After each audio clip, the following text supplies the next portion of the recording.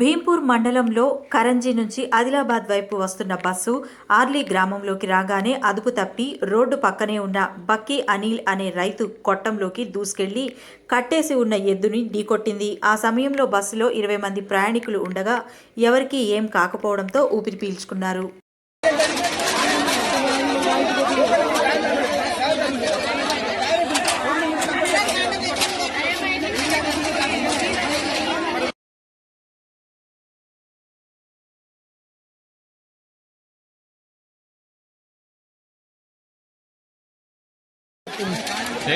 अरे लेट అవుతుందిరా భయ్య.